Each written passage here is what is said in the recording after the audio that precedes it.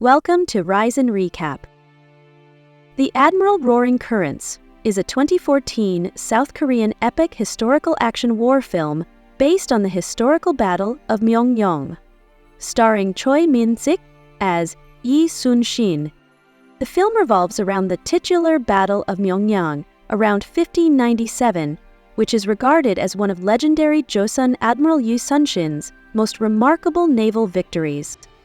He led only 12 ships under his command to a heroic victory against an invading Japanese fleet of 133 vessels. At the onset of the battle at their base in Haenam, the Japanese invaders under Todo Takatora are confident that their planned expedition to Honsong to capture King Seonjo will be rather straightforward. However, they remain reserved over the news that Joseon's greatest admiral, Yi Sun-shin, has been restored to his former command after the disaster at Chilchoyang, which has reduced the Korean Navy to a mere dozen battle-ready ships. Hideyoshi sends Kurushima Michifusa, the commander of the Murakami clan navy, who is an expert in naval combat but has a shaky reputation among his fellow daimyo as a pirate, to Joseon to ensure the operation's success. One of the admirals of the Japanese Left Army, Wakizaka, first meets Kurushima and his lieutenant, Kimura, while he finishes off the remnants of a group of Joseon soldiers. He especially distrusts Kurushima and draws his sword on him several times, especially after the latter insults him by shaming his defeat at Hansen Island.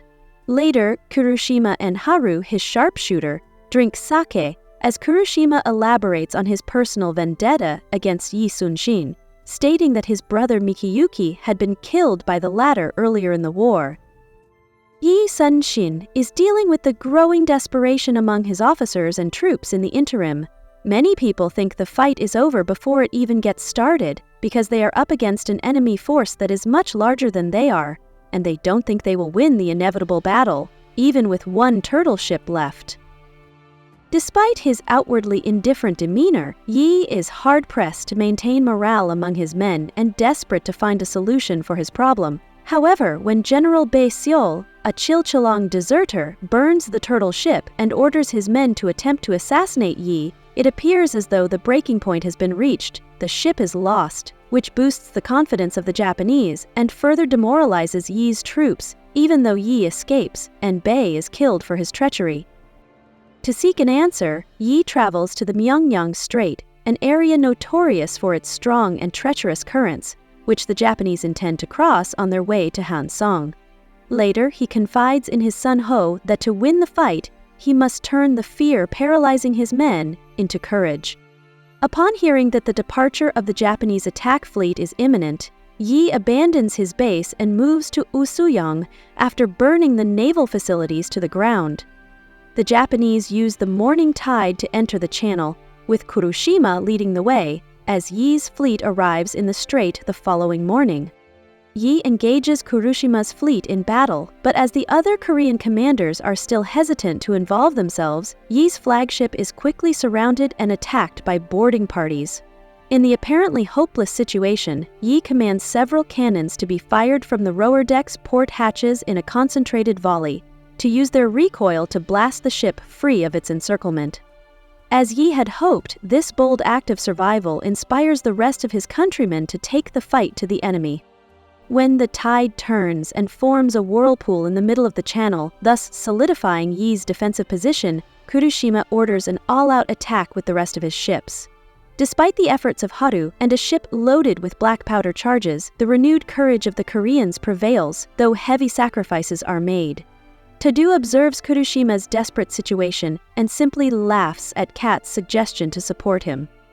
Kurushima, realizing that he is now on his own, boards the Korean flagship but is decapitated by Yi himself after he takes several arrows from Korean archers. Yi slashes Kurushima's head while charging him with his sword, and his head falls to the ground. And his head is hung from the tip of the ship's mast. When Yi's ship itself is caught in the whirlpool, his civilian navy servants and local fishermen courageously drag the vessel back to safety. Joined by the rest of the fleet, Yi leads a counterattack which deals the Japanese forces a crushing blow, forces them into retreat, and leaves the Koreans triumphant.